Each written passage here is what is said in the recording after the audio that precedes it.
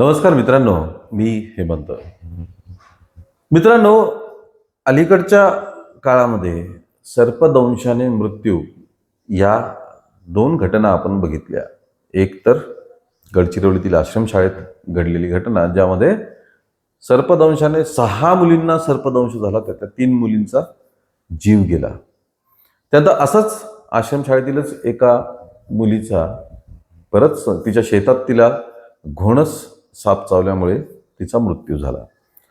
सर्पदंशामुळे मृत्यूच्या इतक्या घटना अलीकडच्या काळात का घडतायत, तर याचा आपण एक सविस्तर व्हिडिओ याच्यावरती केलेला आहे की पावसामुळे सापांच्या बिळात पाणी जातं आणि त्यामुळे साप मोठ्या प्रमाणात बाहेर येतात. त्याचप्रमाणे पावसाळा संपला की परत या विषारी सापांचा ब्रीडिंग सीझन असतो, तेव्हा सुद्धा मोठ्या प्रमाणात साप बाहेर दिसून येतात. आज जी घटना आम्ही तुम्हाला सांगणार आहोत त्यामध्ये सर्पदंशानेच मृत्यू झालेला आहे.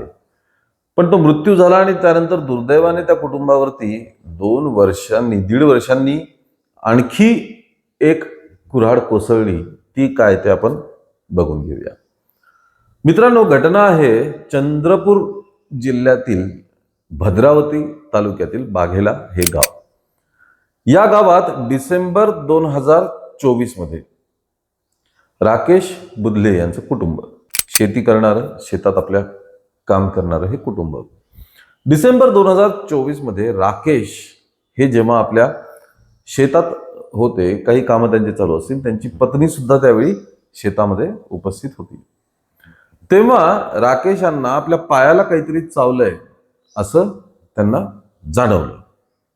चावल्यानंतर त्यांना वेदना व्हायला लागल्या. वेदना होऊ लागल्या तेव्हा त्यांनी त्यांच्या पत्नीला आवाज दिला की मला काहीतरी चावलंय आणि मला आता त्याच्या भरपूर वेदना होत आहेत. पत्नी थोड्या अंतरावरती होत्या, त्या धावत धावत त्यांच्यापर्यंत आल्या. पायावरती तो दंश झालेला होता. दंश झाल्यानंतर त्याचा घाव त्यांनी बघितला आणि पत्नीला शंका आली की हा सापाचाच दंश असणार म्हणून. मग त्यांनी पतीला विचारलं मग की काय चावलं तुम्हाला, तुम्ही बघितलं का? ते म्हणले मी पुसटसं बघितलं, तो बहुतेक सापच होता. साप होता म्हणल्यावरती मग आता तो विषारी का बिनविषारी हे सगळे तर्कवितर्क लावायला लागले. तरी त्यांनी ठरवलं की आपण पटकन आधी दवाखान्यात जाऊया, साप विषारी होता का बिनविषारी होता ते नंतर बघता येईल. आता खेडेगावात फारशा तिथे सुविधा नसल्यामुळे बहुतेक त्यांना तालुक्याच्या ठिकाणी जावं लागलं. तिथे पोहोचेपर्यंत त्यांना थोडा वेळ झाला. दरम्यान जिथे दंश झाला होता तिथे सूज यायला लागली. राकेश यांना ते अस्वस्थता जाणवू लागली, दम गुदमरू लागला, घाम येऊ लागला वगैरे वगैरे, या सगळ्या गोष्टी होऊ लागल्या. तेव्हा परत पत्नीने विचारलं तुम्ही बघितला का तो साप कोणता होता? तर राकेश हे त्यावेळेला म्हणाले की बहुतेक तो घोणस होता.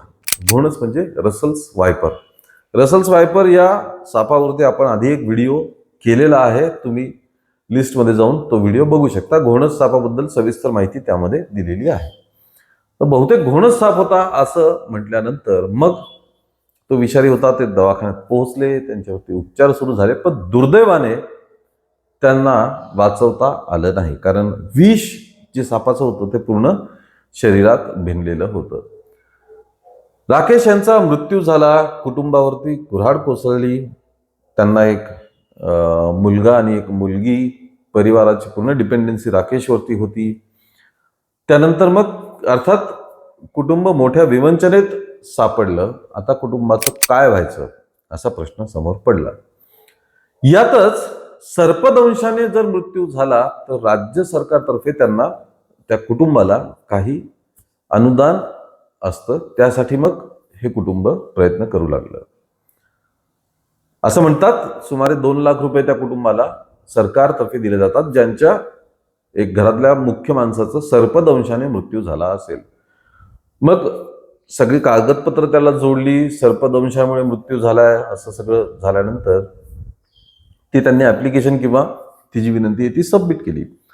आता सर्पदंशाने मृत्यू झालेल्या, ज्याचा मृत्यू झाला आहे त्याचा सगळं पोस्टमॉर्टम रिपोर्ट आणि ते सगळं त्याला जोडावं लागतं. पण ही प्रक्रिया पूर्ण होत नाही जोपर्यंत त्या व्यक्तीचा व्हिसेरा रिपोर्ट हा समोर येत नाही. व्हिसेरा रिपोर्ट म्हणजे तुम्हाला माहिती आहे की पोस्टमॉर्टम नंतर शरीरातील काही अवयव हे वेगळ्या तपासणीसाठी पाठवले जातात, ज्यात डिटेल मृत्यूचं कारण सगळं समोर येतं. जवळपास 1.5 वर्षांनी या कुटुंबाला राकेश यांच्या मृत्यूचा विसेरा रिपोर्ट प्राप्त झाला. विसेरा रिपोर्ट प्राप्त झाला आणि तो सुद्धा मग सबमिट करण्याचा होता, कारण त्याशिवाय हे अनुदान या कुटुंबाला मिळणार नव्हतं 2 लाखाचं. हा रिपोर्ट जेव्हा आला तेव्हा त्या कुटुंबावरती आणखी एकदा संकट ओढावलं आणि अक्षरशः कुऱ्हाडच कोसळली. कारण त्या विसेरा रिपोर्टमध्ये असं लिहिलं होतं की हा मृत्यू सर्पदंशाने झालेला नाही. सर्पदंशामुळे हा मृत्यू नाही झाला, त्याच्यामुळे त्यांना हे अनुदान 2 लाखाचं जे अनुदान आहे त्या कुटुंबाला ते मिळणं शक्य नाही. आता हा रिपोर्ट असा का आला? सर्पदंशाने मृत्यू झालाय का नाही झालाय? मग पोस्टमॉर्टम मध्ये नेमकं काय झालेलं आहे लिहिलेलं आहे? डेथ सर्टिफिकेट मध्ये काय कारण लिहिलेलं आहे? हे सगळे प्रश्न उपस्थित झालेले आहेत. या कुटुंबाची, विशेषतः त्यांच्या पत्नीची, जिला आता 2 मुलांचा सांभाळ करायचा आहे, त्यात एक मुलगी आहे, एक मुलगा आहे, त्यांच्यासाठी हे मिळणारं अनुदान किंवा याची रक्कम ही अतिशय महत्वाची होती. कारण त्या 2 लाखात त्यांनी मुलांसाठी काही तडजोड केली असती, मुलांसाठी काही त्यांनी व्यवस्था केली असती. कारण अतिशय सामान्य खेड्यात राहणारं ते कुटुंब होतं. पण सर्पदंशामुळे आधी पती गमावला आणि विसेरा रिपोर्टमध्ये सर्पदंश झालाच नाही, त्याच्याने मृत्यू झालाच नाही, असं आल्यामुळे आता या प्रकरणामुळे मोठी खळबळ उडालेली आहे. मग मृत्यू नेमका कशामुळे झाला होता? पोस्टमॉर्टम आणि डेथ सर्टिफिकेटवरती जर सर्पदंशाचा मृत्यू असं जर लिहिलेलं असेल तर मग विसेरा रिपोर्टमध्ये ते डिटेक्ट का नाही झालं? हे 2 रिपोर्टमधले वेगवेगळेपण कसं काय असू शकतं? हा प्रश्न आता मोठा झालेला आहे. प्रसार माध्यमांनी सुद्धा याची दखल घेत ही गोष्ट समोर आणलेली आहे. पण प्रश्न फक्त अनुदानाचा नाहीये, प्रश्न ह्याचा सुद्धा आहे की मृत्यूचं कारण 2 ठिकाणी वेगवेगळं असू शकतं का? आणि जर पोस्टमॉर्टम आणि डेथ सर्टिफिकेटमध्ये जर सर्पदंशाचा उल्लेख नसेल तर मग कुटुंबाने सर्पदंशामुळे झालेल्या मृत्यूच्या अनुदानाचा अप्लायच केला नसता. मग सत्य नेमकं काय आहे? राकेश यांचा मृत्यू नेमका कशामुळे झाला हे मात्र समोर येणं अत्यंत गरजेचं ठरतं. 1.5 वर्षापूर्वी घरातील मुख्य व्यक्ती गेली, त्याचा आघात. आता हे अनुदान ज्याच्या आशेवरती हे कुटुंब बसलेलं होतं ते सुद्धा मिळणार नाही, ते सुद्धा मोठं संकट. या घटनेमुळे आता चंद्रपूर जिल्ह्यातील भद्रावतीमध्ये मोठ्या प्रमाणात या गोष्टीची चर्चा होत आहे. सत्य जे काय असेल ते समोर यावं आणि जर ते पात्र असेल कुटुंब त्या अनुदानासाठी तर त्यांना ते देण्यात यावं, आणि जर पात्र नसेल तर मग सत्य समोर आलं पाहिजे की राकेश यांचा मृत्यू मग नेमका कशामुळे झाला. मित्रांनो, तुम्हाला काय वाटतं? या माहितीबद्दल तुमचं काय मत आहे? तुम्हाला तुमचे काय अंदाज आहे त्या बाबतीत हे कमेंटमध्ये नक्की कळवा.